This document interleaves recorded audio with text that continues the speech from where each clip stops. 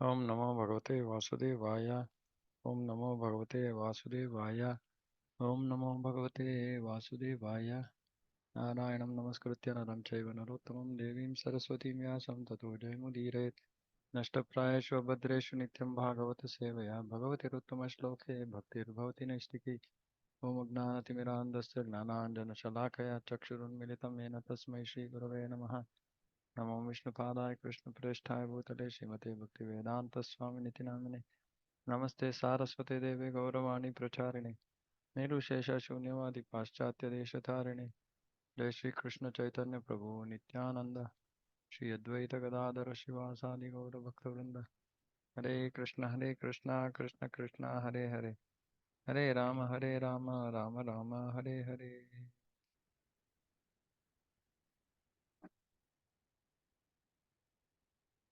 Hare Krishna. Okay. So we continue our discussion of conversation between Kapila Muni and Devahuti. So we just finished verse 35. So just for recap. Oh, my mother, my devotees always see the smiling face of my form, with eyes like the rising morning sun. I like to see my various transcendental forms, which are all benevolent, and they also talk favorably with me. Okay, so maybe just couple of minutes on this verse. Devotees always see the smiling face of my form. Always. So this is the stage of pure devotion, where a devotee always sees the smiling face of Krishna. Mm. And Krishna's form is described here partially. Krishna's eyes are like the rising morning sun. How is the rising morning sun? What color is it? Mm. So the eyes are described to the rising morning sun. They like to see my various transcendental forms. They're all benevolent. So all forms of Krishna are benevolent. Are Varapradani. Varapradani. They give Vara. Uh, and they also talk favorably with me, not about me. So this is talking favorably with Krishna. So here, um, mm,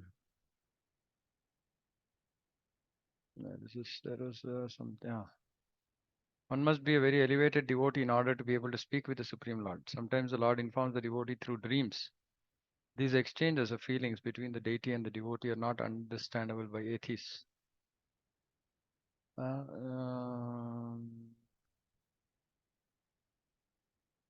Yeah, so this talking with the deity is stage of love again. So it's elevated. It's for elevated devotees. What can sadhakas like us do? We pray. Pray. Our prayers are our speech or talk. That is our conversation with God. Because we are still in that stage where we are struggling with our anarthas. We have to pray to the Lord that He removes our anarthas.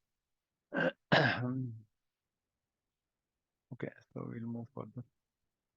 Tair darshaniya ya tair darshaniya yavair udara vilasa hase kshita vama suptaihi ritatmano hrita pranam bhaktir anichato me gatim anvim prayunkte. Upon seeing the charming forms of the Lord, smiling and attractive, and hearing his very pleasing words, the pure devotee almost loses all other consciousness. His senses are freed from all other engagements, and he becomes absorbed in devotional service. Thus, in spite of his unwillingness, he attains liberation without separate endeavor. Very high class verse. There are three divisions of devotees: first class, second class, and third class. This is Kanishta, Madhyama, Uttama. Even the third class devotees are liberated souls. Mm. So at least I can talk about myself. So here there should be a fourth class because I'm not a liberated soul. So now I can speak about a fourth class, lesser than Kanishta. Prabhupada is saying even third class devotees are liberated souls. Mm. Liberated souls actually means that we have crossed anartha nivritti. You come to nishtha. It is explained in this verse that although they do not have knowledge, simply by seeing the beautiful decoration of the deity in the temple, devotees become absorbed in thought of him and lose all other consciousness. This is required. This is required. That is the reason why one has to go to the temple, and temple deity worship standards must be very high. Devotees must be engaged in deity worship with love. Then automatically anybody who comes and sees the beautiful form of the charming form of the Lord, and the Lord's form is such that he's always smiling. He's always smiling. So whenever we see the smiling form of Krishna, all our reasons for distress should go off. He's always smiling. And so he's very attractive.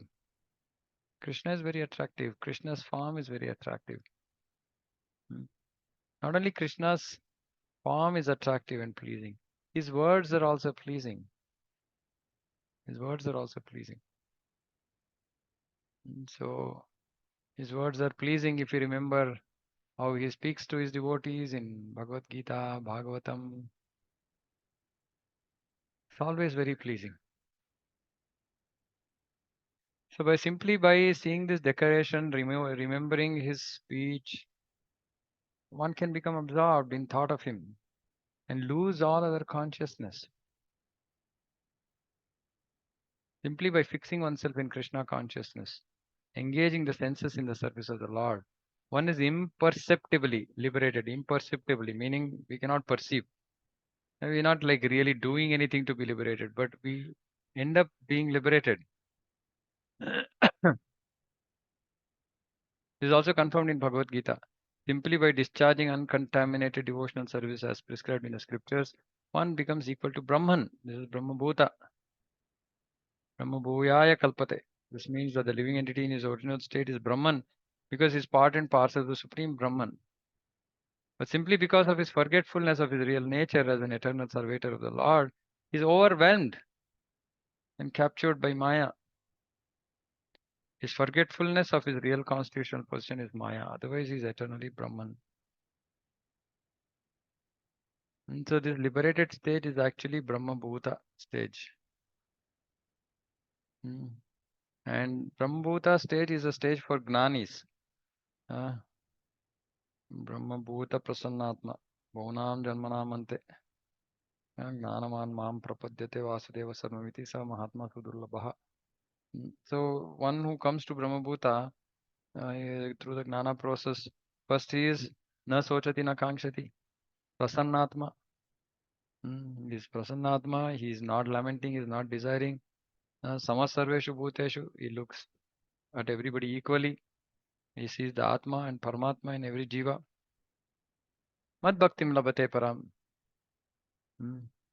What is that Mad Bhaktim? Vasudeva Savamiti. Sa Mahatma Sudurlabha. But that is for Gnanis. For devotees, is very, very interesting, the process. So Ado Shraddha, Tata Sadhu Sangha, Atha Bhajana Kriya, Atha Anartha Nivritti, Nishtha. So after the anarthas are gone, almost gone, then a devotee comes to Nishtha. And at Nishtha, he is in Brahma Bhuta. Meaning he has raised above, he has risen above the bodily platform. No, just I want to spend 2-3 minutes on this because I've been contemplating on this for last 2-3 days. See, the liberated, no, when we are not in liberated stage, when we are on the material stage, that means we are not on the spiritual platform. So spiritual platform doesn't mean pure bhakti. Yeah? So we have to be clear about these terminologies. Spiritual platform simply means that we are above the material platform. That means we have come to the stage of Brahman, knowing that I'm not body, I'm spirit soul. Right? Being fixed in that consciousness. That is spiritual platform.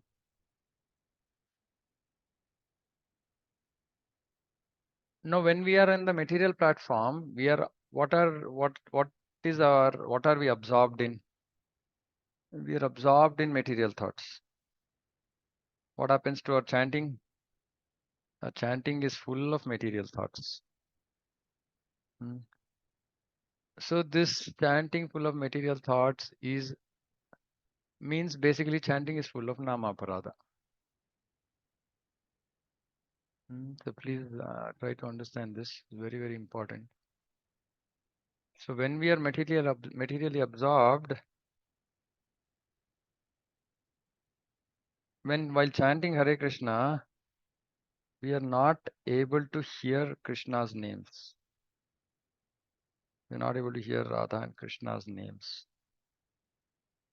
What we are able to hear is only the noise of our mind and the distractions. This is the stage of chanting in the conditioned stage. And this is full of nama aparadha. Now, for those who need any inspiration for bhakti, we can just think about this. We are in this conditioned state and we have to move to the liberated state. That is our immediate goal. By doing what? We don't have to do anything else like Gnanis. We don't have to do a separate process. All we have to do is we have to do two things. We have to engage in acts of devotion.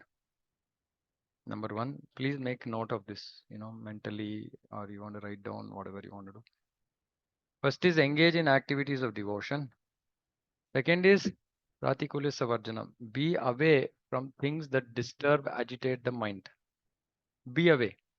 Because we have still not reached the stage where we can be in the middle of all the commotion and distraction and still be fixed. So better we be away from material distractions, things that agitate our mind. Be away from them so that the mind is peaceful. Right? And thirdly, most importantly, we have to put a lot of effort during chanting to just make the mind hear the nama. So what are the three things we have to do? Anybody wants to repeat? If anybody is written down, then you can repeat. Otherwise, you can't repeat.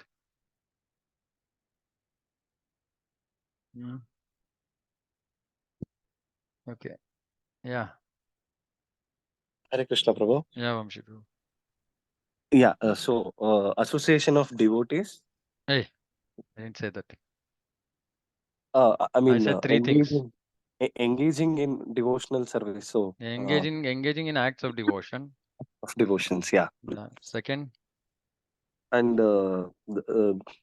avoiding any ah, material this thing. meaning basically avoiding things that are going to agitate our mind, which are going to absorb our mind. Already we are sufficiently absorbed, but we should not intentionally engage ourselves in activities which are going to agitate our mind. So, for example, suppose say for somebody Hindi songs agitate their mind. No, it doesn't make sense to sit in the middle of Hindi songs or hear them, or even somehow remotely let them enter your ears, right? Because it's going to just agitate the mind and we're going to just fall down, right? So the second and third most important. Third, I missed, Prabhu. Sorry. Okay. Prabhuji put lot of efforts while chanting. Put lot of efforts. Actually, that lot of efforts is very important, right? Because what happens is, we put effort and we are not getting anywhere. Our mind is distracted, unnecessary material thoughts are coming, and then we become tired, and then we just give up, isn't it? What is our experience in chanting?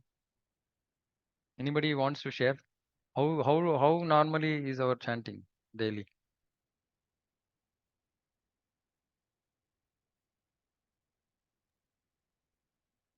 Very much distractions, Prabhu. Lot of distractions. And what Lot do of we do when distractions. distractions happen?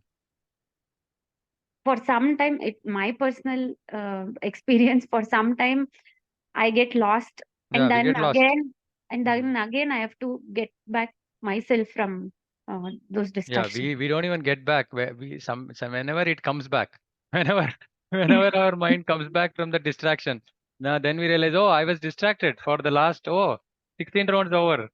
Huh? Yeah, so this is our state. Right now, what should we do? What should we do?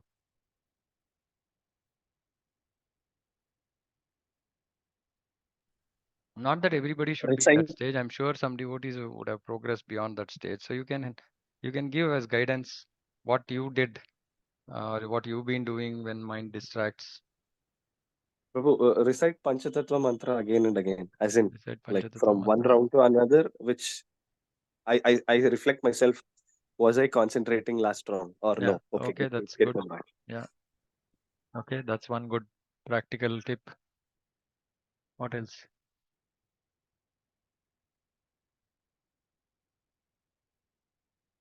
Krishna Prabhu. Yeah. Loudly and slowly you have to proper what we have to remember. Loudly. We have to pronounce loudly and clearly. No, that is okay. That is fine. That is a prerequisite. So we are loudly chanting. We are clearly chanting the names. Right. In spite of all that, mind will go. Right. So my question is, what should we do? Brahma Muhurta is correct time. Huh? Brahma Muhurta. No, Brahma Muhurta also. I mean, even if you chant in Brahma, I mean, unless maybe Gyanendra Prabhu, your experience is that your mind is not getting distracted, right? But yeah, I mean, my experience has been even if I normally chant in Brahma Muhurta only. When I chant in Brahma Muhurta also, my mind distracts. Hear the mantra, Prabhu, loud and clear. Yeah, No, hearing. See, are we not doing all this? Are we not trying all this? no. Hare Krishna, Prabhu. Hare Krishna. Like my chanting is shamefully yours, of course. It's very bad. And the more I try to distract my mind away from what, certain thoughts which you wouldn't even have come to you, wouldn't incidents which wouldn't have you would have passed done also appear. But I try to chant in front of the Tulsi or try to Yeah. see the Lord's picture. Yes. I'm praying to Lord Narsimha. I'm praying, doing the Panchatattva. In spite of all that, Prabhu, like it's a distraction to the core. Yeah, I And mean, I'm begging, distraction is in I'm begging the Lord. I said, you give me the intelligence to chant, and you give me the intelligence to have all this in my mind. yes. So I leave it to you. And my Okay, chanting is okay. shameful. My chanting Okay. is I'm not even worth being called a disciple of my Guru Maharaj. It's so Yeah. bad. No, it's okay. So Hare the Krishna, last Prabhuji. part. Yeah, yes, Prabhu. Another one tip I try sometime when mind distracted. I try to close from left and my one ear and try to hear that inside. Actually, Yeah, that time, so it sometime mind comes back. Actually, yeah. Actually, that's also very nice, very nice input. Actually, see, one thing what is recommended for all of us who are struggling with chanting is, see, when we actually chant the first thing. I mean, I'm just telling a process, right? You can try to follow this. First is, when you're chanting, when you start the chanting, when you chant the Panchatattva mantra, be very, very prayerful. Be very prayerful. Actually, we are fortunate. We are very, very fortunate because when we prayerfully chant the Panchatattva mantra, though we are doing all these aparadhas, Chaitanya Mahaprabhu is taking away all those aparadhas. We are very fortunate. Otherwise, we wouldn't have moved an inch from, when we started. In terms of any changes that we've experienced so far is because of chanting, right? And that is all just simply because if we have been prayerfully, seeking mercy of Panchatattva, then Chaitanya Mahaprabhu actually he just writes off all the aparadha. So that is very, very important. Otherwise, we can't make progress. So first is that very prayerful chanting of the Panchatattva mantra. Every time we are distracted, we can chant Panchatattva mantra. And basically, that is the process of just begging for mercy, right? The other thing is actually prayerful chanting. Prayerful means that, see, actually, this chanting is a conversation with Radha and Krishna, right? So Prabhupada said, "O Radha, O Krishna, please engage me in your service," right? So this is the prayer. Now, if there is something else that is required, we can make that prayer. For example, begging for focus on the chanting, right? Begging for, if we are clear whatever anarthas are that we are trying to overcome.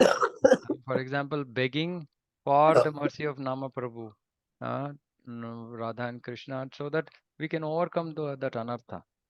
So the chanting, actually we should forget. Actually, we've misunderstood chanting to be some mechanical process. We should just remember that the whole 2 hours that we chant is simply begging for mercy. It's a begging process. That is the reason why Chaitanya Mahaprabhu says Trinadapi Sunichan. Otherwise, who can beg? Somebody who is like prideful, he's not going to beg, no. So this begging will come only when we come to that mood, saying that, yeah, I'm useless, worthless.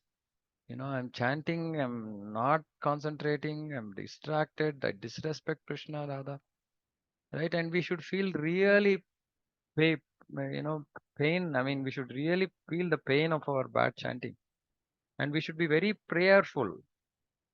So what happens is that first we have to be prayerful. We have to offer prayer saying that, please not give me intelligence, but please take away all these distractions. Because even if Krishna gives intelligence, we don't know how to use that intelligence. We are so dumb. So we have to beg for mercy, saying that please remove all these distractions and please make me hear your Nama. Please make me hear your Nama. Krishna's name has the potency to make us hear the Nama. Right? So the first stage of our chanting is to hear the Nama. Right? So for us to be able to hear the Nama, we should not have any other thoughts in our mind of things that are, whatever, other things, right? Because if we don't chant at this level, this is not the topmost level. This is not the topmost level of chanting. This is the beginner's level of chanting, right? Is just to beg for mercy. And at least when we are begging, hopefully, because that is important for us, our mind will get distracted from other things and will concentrate on whom are we begging, whom are we begging from. We are begging from Harinam, right? From Radha and Krishna in the form of their names. So we are engaged in offering that prayers. Prayerfully we are chanting, begging for mercy. Then if we really mean that prayer, if we really mean it, then our mind will not go here and there. And when it goes here and there, then again we can ask for forgiveness if some material thought comes. Because if material thought comes, that means it shows that that material thought is more important than this begging process. Meaning whatever I'm begging for is not really that important for me. It's simply I'm doing. I don't really mean it. We can understand this. Suppose there are two things, right? What bothers us is something which is most important in our mind, right? Meaning if you consider something as this is the most important thing for me, then that thought keeps coming back to my mind, right? So if material thoughts of whatever, office, work, relatives, whatever it is, if that is coming back again and again, that means we understand that that seems to be that thought or those thoughts seem to be more important than me, more important to me than actually whatever I'm begging for from Krishna, which is his devotional service, concentration on the holy name, removing distractions. That seems to be more important than this prayer, right? So we have to feel really miserable, right? Saying that, what is this? I mean, I don't even I don't even know how to pray. So normally I pray that please give me strength to pray properly, because I don't even know what to pray many times, right? So is very important. The chanting has to just be prayerful. This is the key. Just imagine you're in front of Krishna, and Krishna is telling you, what do you asking us, what do you want? How focused we will be, right? Krishna, please give me service under your lotus feet. Please give me entrance into Goloka. Please make me one of your eternal associates. Whatever our desire is. If Krishna is there for 30 seconds, we will keep completely focused, calling, talking to him, asking, begging. If he's there for 10 minutes, also we'll be focused. If it is there for half an hour, also we'll be focused. It's the same thing with the Nama. Right? So we have to just beg. If you're not begging properly, then we are not doing chanting. Chanting is the begging process. Like Prabhupada said, like a child cries out to the mother. So every day morning before chanting, please write this down somewhere. Please write this down somewhere, because this is actually, we should understand that, this is just the beginning stage of chanting. This is just the beginning stage of chanting. So we have to make progress beyond this. When we make progress beyond this, what happens is that we will stop, we will block out by the power of our prayers, the power of association of the holy name. What happens? All our material things gets blocked out. And when something very important and pressing is come to your mind, and I'm saying, no, this is not the time for it. Get lost, right? So eventually what happens? We just we raise above the material platform, because those material things that are coming into our head, we are not interested in that. We're saying, not now, later. Yeah, it's important. Mind will say, no, it'll say, no, it's okay. It's okay. It's not that important. It's not as important as Krishna. So then automatically we will raise above the material platform and we'll come to the spiritual platform, which is Brahma Bhuta. That is the stage of Nishtha. At that point, we should understand that all our anarthas are gone. In fact, Shastra says that at that point of time, all sufferings in the life of a devotee is gone. If anybody wants to know technically, when do we become free from all results of karma phala? At the stage of Nishtha, which is Brahma Bhuta.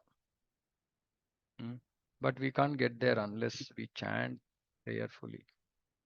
We have to chant prayerfully to be able to focus nicely on the holy name. And that is Brahma Bhuta. And when we achieve Brahma Bhuta, we are not affected by anything around us. So this is our immediate goal, because many of you, you have to get initiated, then your bhajana kriya, serious bhajana kriya will start. And serious bhajana kriya should start. Many people take initiation just to, okay, it's an important date, I noted, but no change in my life. No change in the way I'm approaching bhakti. No change in anything. What changed? My name changed. I got Tulsi beads. That's not going to help. Right? So initiation means seriousness. For whom is initiation? Initiation is for those for whom spiritual life, who are serious about spiritual life. Because just imagine, you are getting the mercy of the Guru and Parampara. What will you use that for? Material things? Accomplishing material objectives? Then it's a waste, because that's not going to help you achieve material objectives. Right? So we have to remember this. So when we get initiated, it means that Krishna is the only goal of my life. Only such people should get initiated. Otherwise, there's no meaning in initiation. In fact, what we end up doing is we end up creating problems for our Guru. In fact, Shastra actually says, very, very powerful statement, that, Guru has to accept qualified disciples. And qualified disciples means who are sincere. Qualified doesn't mean that they're already like some elevated stage. Qualified means sincere. Sincere to overcome all the anarthas. Sincere to follow the instructions of Guru. They are qualified. So anybody who's getting initiated should actually be qualified. And it is the responsibility of all devotees who are recommending devotees to Gurus. Like, because Guru obviously has trust in us, right? Not that Guru is going to evaluate each and every devotee, right? So whoever is making recommendations, we should be sure that the devotee whom we are recommending for initiation is actually serious about bhakti. And many devotees, of course, because if you ask them saying that this is like, are you serious about bhakti? It's a yes, yes, I'm very, very serious. It's not like it's not like that kind of answer. It should reflect in the actions of the devotee. And only such devotee should be taken in front of the guru. Whoever the guru is, doesn't matter. Only such devotee should go in front of the guru. Because otherwise, what we will do, actually, if the devotee is not serious, he's not going to make any effort to bring about changes in his life. That results in actually it becomes an offense on the part of the guru. Shastra says this. So, which means that we, by recommending bad devotees, are creating problems for the guru. Unfortunately, we don't seem to be understanding this. Right? So we are just like, okay, let people get initiated. It's good for them. Yeah, absolutely, it's good for them. But provided they are at least willing to follow. If they are not willing to follow, it will result in the guru of suffering. We have to understand this. Many people come to me and say, why you are like so strict about your, when you are recommending. I say, like, because I don't want to create problems for my guru. I don't want to create problems for anybody. I mean, even if anybody, not just my guru, right? If somebody wants and he wants to take initiation from some other guru, I am still very strict about making sure that otherwise I won't recommend. I won't recommend because then I will become responsible for that problem that particular guru will have to face, which means I became part of it. So this being strict in the evaluation doesn't mean that we are checking that, oh, is a devotee in Brahmabhuta state. There is no. Just to understand, saying, Baba, are you strict? Are you going to be serious? Are you willing to follow rules, regulations, 4 regulatory principles, chanting, not eating non-prasadam, not engaging in material sense gratification? Are you willing? If so, yes, go. Otherwise, what you will do, you will create problems for your guru. No, then I will not recommend. Right? Because if a devotee actually very seriously surrenders to Guru, then obviously there's no way that that devotee cannot make progress. Actually, Shastra says that very soon devotee should come to this Nishtha stage. Very soon. Anartha Nivritti, the process of Anishtita Bhajana. Anishtita Bhajana, we did all this in Madhurya Akademi. Anishtita means not fixed. But this not fixed bhajana also can remove all our previous sins. The suffering that we are going through today is because of our previous sins. Even anishtita bhajana, non-fixed, non-steady devotion is so powerful that it can destroy the results, all karma phala. But provided we are serious about following, practicing what is being told. Okay, anyway, 2 more paragraphs, so I don't know. Okay, maybe another 10 minutes I'll continue. When one is trained to become conscious of his position, Brahmabhuta, Brahman, he understands that he is the servant of the Lord. Brahman refers to a state of self-realization. Self-realization basically means that I am the self, the Atma, I am the self. I've realized that I'm part and parcel of Krishna, that I'm not this material body. This is self-realization. Even the third-class devotee who is not advanced in knowledge of the absolute truth, but simply offers obeisances with great devotion, thinks of the Lord, sees the Lord in the temple, brings forth flowers and fruits to offer to the deity, becomes imperceptibly liberated.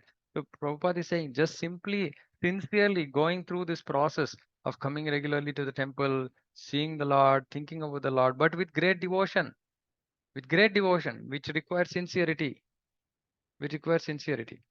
If somebody is sincere, then he will come with great devotion, he will offer. It's okay even if he has some material desires. Krishna says, Akama sarva kamo va moksha kama udarati tivrena bhakti yogena ajeta purusham param. Even if he comes with material desires, Krishna is so merciful that eventually he will free him from those desires. So eventually the devotee becomes imperceptibly liberated. So the neophyte then comes to the second stage. Third class devotee becomes second stage. Shraddhayanvitaha, with great devotion, the devotees offer worshipful respects and paraphernalia to the deity. The deities of Radha and Krishna, Lakshmi and Narayana, Rama and Sita are very attractive to devotees. So much so that when they see the statue decorated in the temple of the Lord, they become fully absorbed in the thought of the Lord. That is a state of liberation. When one becomes fully absorbed in the thought of the Lord, not momentarily. In other words, it is confirmed here with that even a third class devotee is in the transcendental position above those who are trying for liberation by speculation or by other methods. So Prabhupada is just trying to say that even a Kanishta Adhikari Bhakta is more elevated than a Gnani or Karmi who is trying to practice some form of yoga.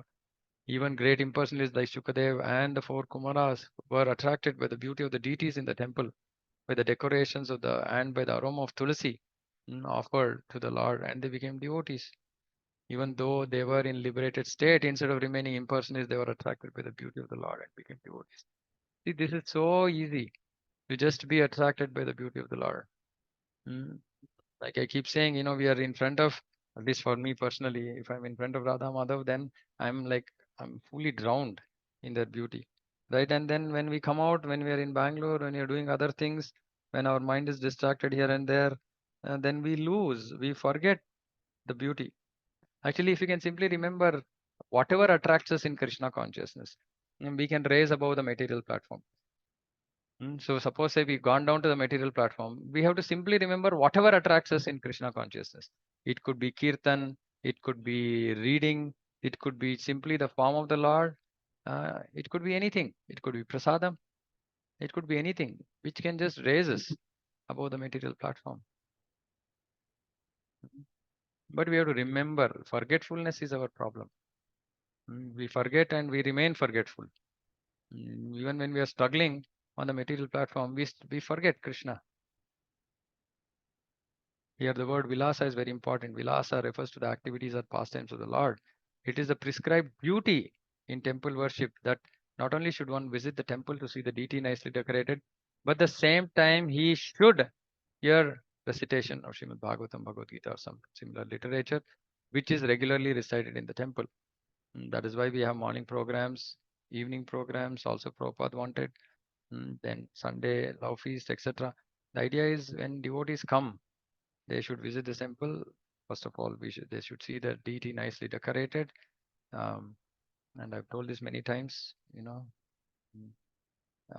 especially I can talk about our temple, Panchayachadripuram. Deities are always so beautifully decorated. So anybody who comes there feels like wanting to be there, wanting to continue to see the Lord. And then at that time, if there's some recitation, we should encourage them. We should tell them saying that kindly sit down for some time, for half an hour and hear, so that they can get full benefit of that visit. The system in Vrindavan that in every temple there is a recitation of the Shastras. Even third class devotees who have no literary knowledge or no time to read Srimad Bhagavatam or Bhagavad Gita get the opportunity to hear about the pastimes of the Lord. Now, when we hear this word pastimes of the Lord, we should not think only Swayam Krishna's pastimes. Now, what are pastimes of the Lord? For different people, different pastimes. Right? For neophytes, Kanishta Adhikaris, it is about Krishna as the Supreme Lord. We are not this body, we are spirit soul. Then Purusha avatars, this whole creation, Krishna's opulence. These are for neophytes, right? Because first they have to understand and accept Krishna. Then they have to understand that they are not the body. So they have to hear those topics. Which is why if the program, if suppose a Sunday program is where a lot of new devotees come, new people are coming, actually then it should not be Srimad Bhagavatam, it should be Bhagavad Gita. Bhagavatam should be discussed where mostly practicing devotees come, right? Because Bhagavad Gita is the beginning knowledge. Now, if suppose say we are like for example, last week, last Sunday, I got the fortune of giving class in the temple, and it's the topmost verse, Tyaktva Savdharmam Charanambujam Harer. How difficult it is to explain this verse to somebody new in Krishna consciousness. Only the person sitting on Vyasasana can understand the challenge, right? And there is no point in talking about the adhikara of the devotees who are sitting there, because nobody can understand or appreciate. And in fact, it is an offense to speak more than the eligibility of the hearers. So it's very, very difficult to bring that. We have to bring that verse down to layman's level, to a neophyte level. Very difficult, right? So sometimes, I've seen sometimes not many new devotees are there. Sometimes suddenly a lot of new devotees are there and becomes a challenge. But new devotees, we should create a separate this one for just having Bhagavad Gita class. If new devotees are there, there should be a separate Bhagavad Gita class, because that's all actually they should be hearing. They should be hearing about the I'm not Deha, I'm Atma. These beginning topics of Bhagavad Gita have to be heard. Then as the devotees make more progress, they are now fixed. They become a devotee. They're practicing. Then they should start hearing Srimad Bhagavatam. This is the normal process. In this way, their minds may remain always absorbed in the thought of the Lord. So relevant pastimes. We should always understand it is relevant pastimes based on the maturity of the devotee. This way, their minds may remain always absorbed in the thought of the Lord, His form, His activities, and His transcendental nature.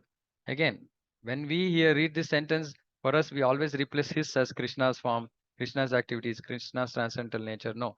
For somebody who is in neophyte stage, maybe it is Purusha Avatara's form, Purusha Avatara's activities, Purusha Avatara's transcendental nature, right? Like that. Or it could even be like, for example, other incarnations. For Dhruva Maharaj, does anybody remember what? There is a process of smaranam that actually Narada Muni recommended to Dhruva Maharaja. Anybody remembers? He asked Dhruva Maharaja to remember something, to do smaranam on something. So he asked Dhruva Maharaj to do smaranam on the incarnations of the Lord. So he said to chant this mantra, and along with that you should remember the incarnations of pastimes of the incarnations of the Lord. So that was his specific smaranam that he had to do. So these pastimes of other incarnations also, which is why other incarnations also can be discussed, but provided first person actually accepts that Krishna is the Supreme Lord and Krishna is the source of all avatars, and that all avatars are transcendental. I'm not this body, I'm spirit soul, I'm stuck here. So some of the basic philosophy at least should be clear for them. Then they can go in for next level of hearing. The state of Krishna consciousness is a liberated state. What is this Prabhupada is talking about? When minds always remain absorbed. So please understand, this is the stage not of prema. This is stage nishtha. This is the Brahmabhuta stage. This is a liberated stage of nishtha, where our minds have to be always absorbed in thought of Lord. Of course, always absorbed in thought of Lord doesn't mean that we are not doing any service, any activity, and we are simply trying to do smaranam. No. Absorbed. If you are reading Bhagavatam, we are absorbed in thoughts of Lord. If you are preaching, we are absorbed in thoughts of Lord. If you are doing deity worship, we are absorbed in thoughts of Lord. If you are honoring prasadam, we are absorbed in thoughts of Lord. So by kaya, vacha, manasa, all three, we should remain fixed in thought of the Lord. This is liberated stage. This is nishtha. This is the immediate stage after anartha nivritti. This is not the higher ruchi, asakti, bhava, prema. No, those are higher stages. Nishtha is the basic stage we have to come to. Lord Chaitanya therefore recommended 5 important processes in the discharge of devotional service. And the holy names of Krishna, associate with devotees, serve them as far as possible, and not to get served.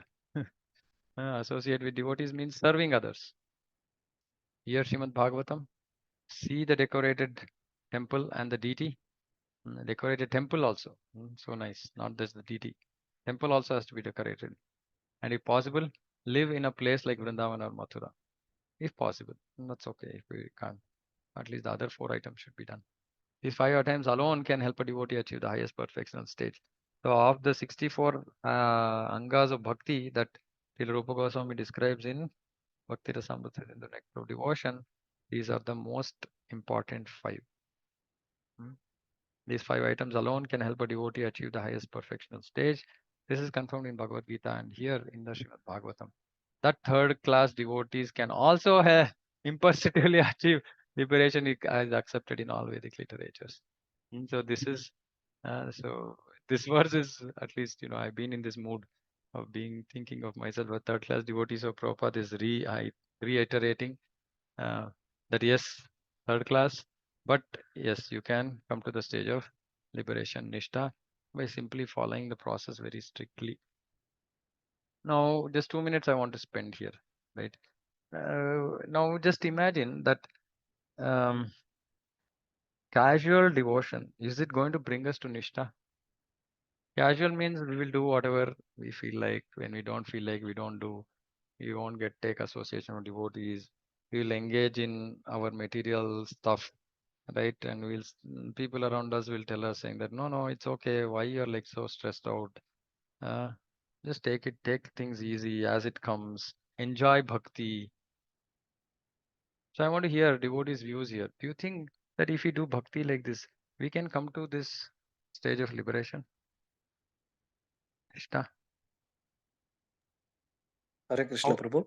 how should we do? Yeah, just let me complete the question. How should we do bhakti so that we can actually meaningfully earlier on come to this stage of Nishtha? Because if you want to achieve prema, please understand this is just mid path. And Nishtha is almost just like midway. Because after Anatha only real bhakti starts. So after Nishtha only real bhakti starts. Then we have to make progress further. So it's such an important stage. Do you think that if we just are very casual about our bhakti, do you think that we can actually make progress? And I'll tell you some arguments, right? So you can think in those lines and then say. Some devotees say, Prabhupada just said chanting 16 rounds, follow 4 regulative principles is enough.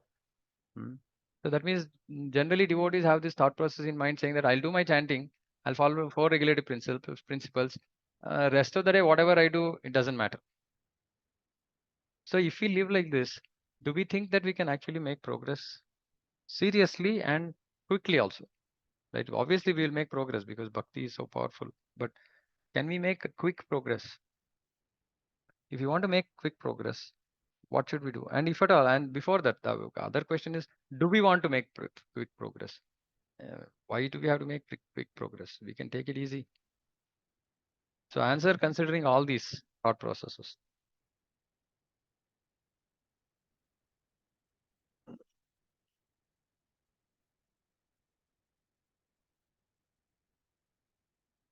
So maybe I confused everybody. What is the question everybody is thinking? Question is, how should we do bhakti to quickly make progress and come to the stage of Nishtha, which is the liberated stage, only after which we actually start engaging in devotional service, because devotional service is actually done with liberated pure senses. That happens only at liberation, right?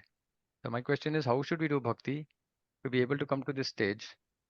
That is first question. Second question is, first of all, before answering this question, is it important to come to this stage quickly, or is it okay if we can, take it easy? Hare Krishna, Prabhu. Hare Krishna. We have to stop our freedom, and second, we have to surrender. If Prabhu, you your voice quickly, is not visible, not audible at all. if you quickly surrender, then it will be easy. Quickly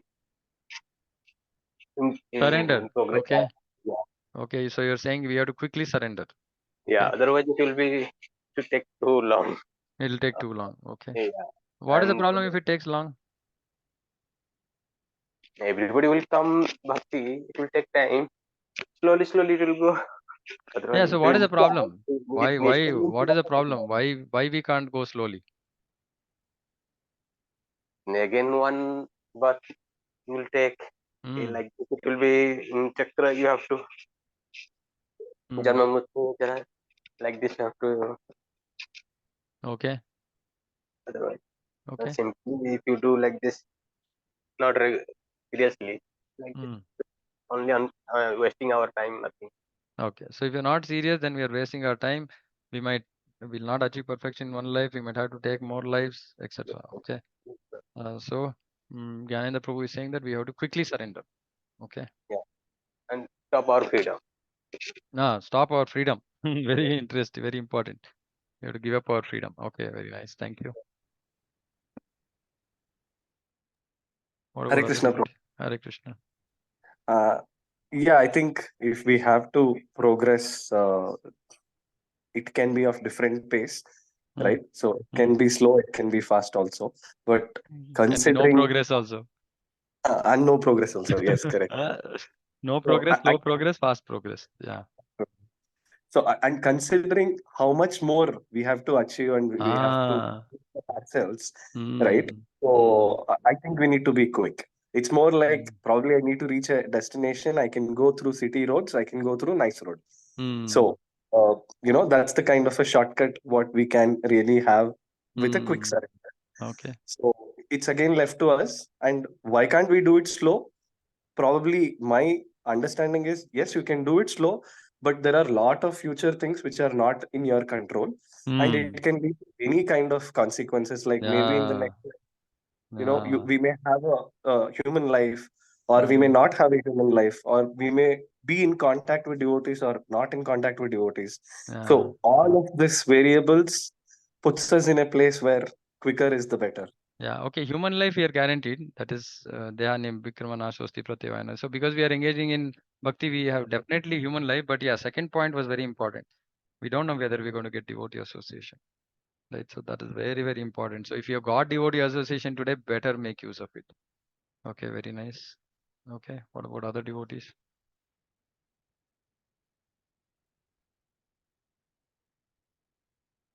Hare Krishna, Prabhu. Hare Krishna Mataji. Prabhu, when we said nishtha, there is some sort of a nishtha. That is why we are clinging Yeah, to the yeah, process, the yeah. Prabhuji. No, that is faith. That is faith. Faith. So Okay. this nishta is different. In Okay, when in anarthas nishta means come out. steadiness. Yeah, Steadiness, nishna anarthas means come out. steadiness, which means anarthas are gone. Have gone. What you are But- saying is faith. Yeah, but Prabhu, the pendulum, at times we are serious, at times it's difficult. Yeah, The yeah. renunciation is so difficult. Correct. When I see, I'm sorry, when I see you, when I hear you, that 15 minutes, 10 minutes, I'll say yes.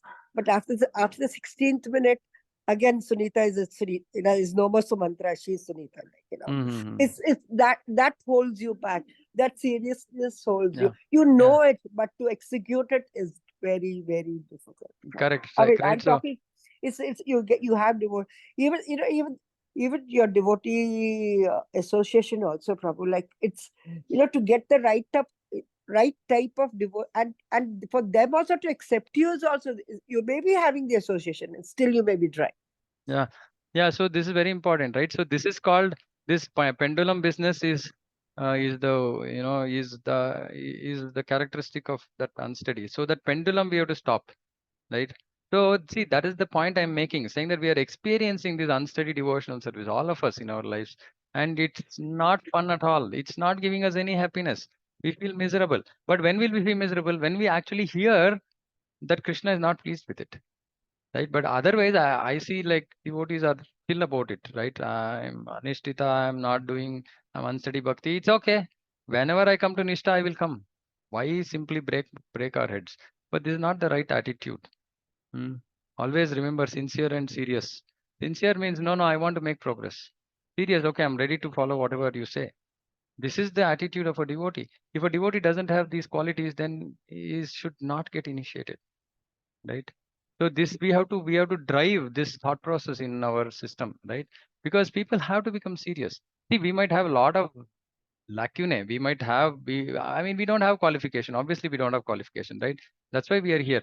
It's not that we will make progress. It's not that we have to make immediate progress, but at least we should have the desire to make progress. This is very, very important, right? And if we don't take it up seriously, what will happen is, we will just lose time. And, yeah, whether we are going to make progress, not make progress, it will be very difficult.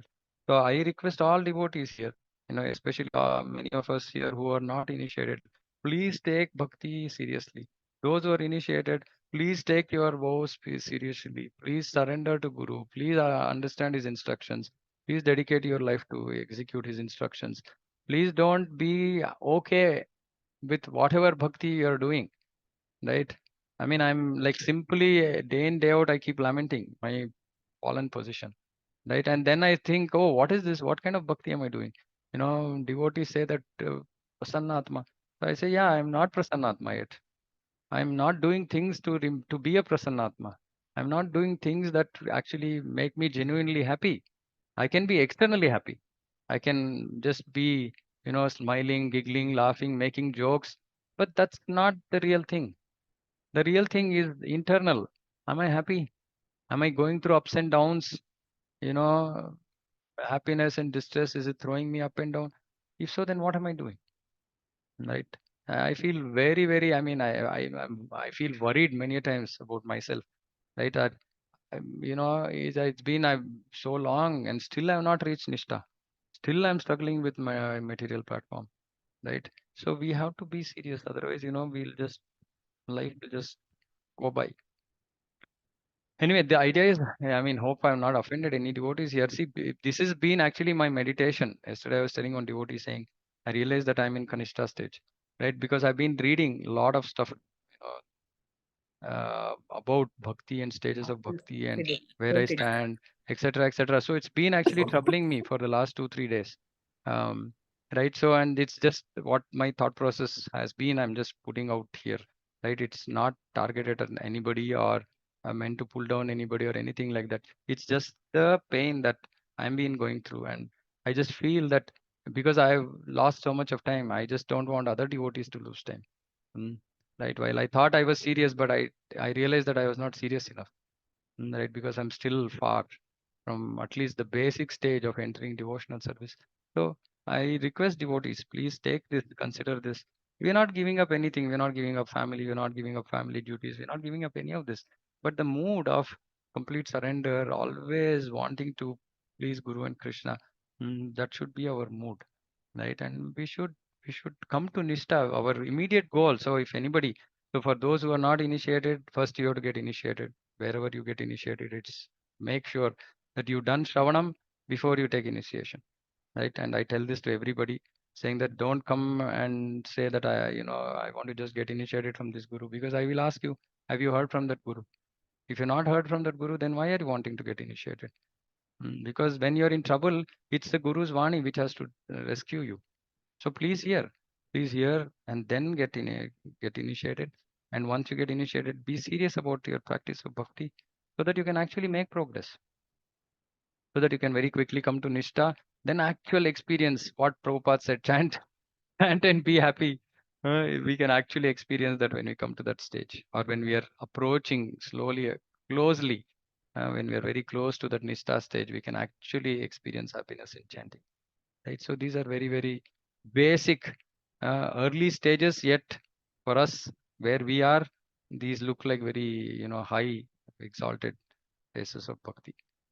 Okay. So anyway, there are so many other things here in the beautiful verse, but I'll stop here. Hare Krishna Prabhuji. Hare Krishna Prabhu. I actually just now was thinking that to program, if we, sometime I used to do, but not, if we night before sleeping in, just we think how our day was there actually. Yeah. How we spend our day with Krishna there actually, thinking about Krishna. I think we can little bit make a progress every day, little bit. Yes, Prabhu. Yeah, very nice point. Actually, this introspection has to happen end of the day, at least, if not multiple times in a day. At least we should do end of the day. Actually, this should become such that it should become a constant meditation. But at least to start with, we should do end of the day. We should have a diary, and we should write down saying that how where I went wrong, where I was good, what things I can improve. This kind of not just negative things only, even positive things. If we did something nice, if we sincerely did some service, etc., we can write that down also, so that we can maintain that, right, or at least improve that. And things we did not do well, we can make a note, and then we can pray. Before we sleep, we can pray. Next day morning, before chanting, we can pray, because we know very specifically what all I should be improving, right? Very good point. But I want to take it to the next level. Let's say that actually this introspection has to be part of us every moment. Every moment we should be introspecting our action. Otherwise, we cannot become Krishna conscious. Because Yes, Krishna I agree. conscious. I agree. If every moment is there, then you won't waste your time actually somewhere here, there. Yeah, exactly, right. So if we are introspecting every moment, then we will actually be Krishna conscious. See, what is Krishna conscious means? Being conscious about Krishna, meaning being conscious about what we are doing, what we are speaking, what we are thinking, and connecting it to whether is it connected to Krishna, not connected to Krishna. If we can keep introspecting, right, then we say, oh, this was not connected to Krishna. Then I make a note saying that, okay, maybe I try to avoid this. And many times we feel helpless, which is perfectly fine. Then we surrender to Krishna, we surrender to Guru, beg for their mercy. This is the process. Actually, this is the process, right? So we should do this only, then we can make progress. Anyway, beyond 1 hour. So let me stop here. We will continue, Krishna willing, tomorrow. Shrimad Bhagavatam की जय, जगतगुरु श्रील प्रभुपाद की जय। वांछा कल्पतरुभ्यश्च कृपा सिन्धुभ्यो च पतितानां पावनेभ्यो वैष्णवेभ्यो नमो नमः। अनंत कोटि वैष्णववृंद की जय। हरे कृष्ण।